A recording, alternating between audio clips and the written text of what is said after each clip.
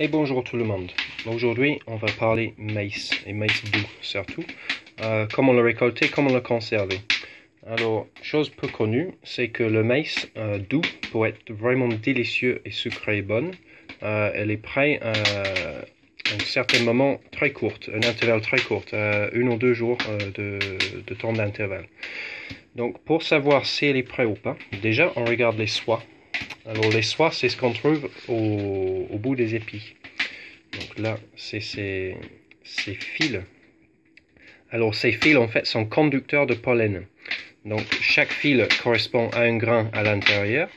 Et quand la plante se pollinise, le pollen, elle tombe du haut de la plante, du fleur mâle, tout en haut de la plante. Et par pollinisation par le vent, chaque soie va récupérer un grain de pollen qui va monter le soie et arriver à fertiliser le grain. Donc, quand vous avez des épis peu garnis, c'est que la pollinisation est mauvaise. Donc, normalement, on plante le maïs en bloc, au moins 3 rangs ensemble, de préférence 4 ou 5, pour que peu importe dans quel sens le vent souffle, le maïs se pollinise.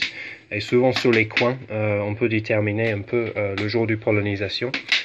Dans quel sens le vent a soufflé, parce qu'on trouve sur les coins, sur les bords, les épis qui sont peu pollinisés, peu garnis. Alors, revenons au soie et moment de consommer le maïs. Alors, les soies, quand elles commencent à devenir couleur chocolat, comme ça, normalement c'est bon. Alors, dans une année très sec, on peut avoir les soies à ce couleur-là, un peu plus blanc, et moins chocolat, un peu plus couleur bière, et elles sont prêtes aussi. Alors, si c'est une année où il pleut beaucoup, on est bien irrigué, on va vraiment aller pour ce couleur-là. Quand les soies commencent à changer de couleur, on peut aller faire le curieux et ouvrir une épi. Il ne faut pas ouvrir tous les épis parce qu'il y a des bestioles comme les guêpes, les frelons et les mouches et les souris qui vont venir grignoter l'épi une fois qu'elle est ouverte et vous allez perdre la récolte. Et on va éclater un grain, comme un bouton. Donc avec 2 mains, 2 doigts, éclater le grain comme un bouton dans la glace et on va voir ce qui sort. Et s'il y a de l'eau qui sort, c'est que l'épi n'est pas prêt. Il va être fade et peu intéressant au niveau nutritif. Si c'est du lait qui sort, c'est qu'il est parfait. Et si c'est de la crème qui sort, c'est qu'il est un peu tard. Et si c'est du beurre qui sort, c'est que c'est beaucoup trop tard. Donc, si c'est du beurre qui sort, vous pouvez mettre une ficelle autour de cet épi pour dire que celui-là, il va être pour les semences. Et vous allez garder pour semences et laisser aller jusqu'au bout, jusqu'il est tout sec. Et sec, ça veut dire que quand tu essaies d'enfoncer ton ongle dans le grain, qu'il ne laisse pas de traces, qui est vraiment dur comme un caillou.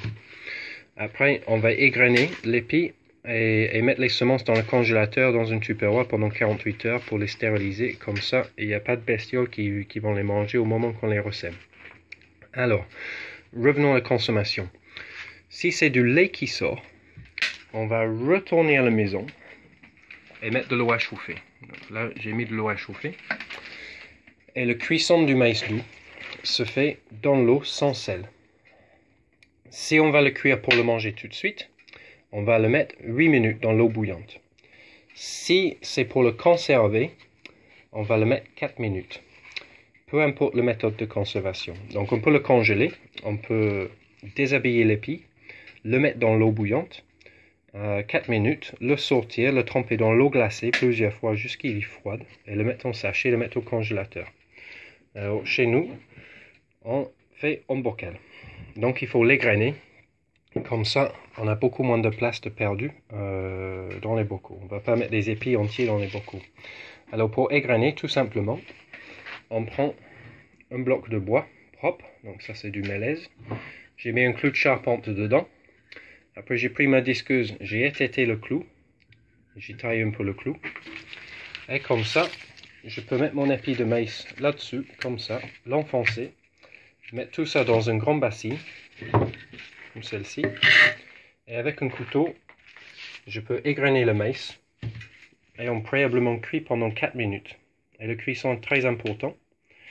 4 minutes, ça aide à fixer les sucres, parce que pendant les premières 2 heures après l'avoir enlevé de l'épi, tout le sucre commence à se transformer en amidon et le maïs ne devient pas bon.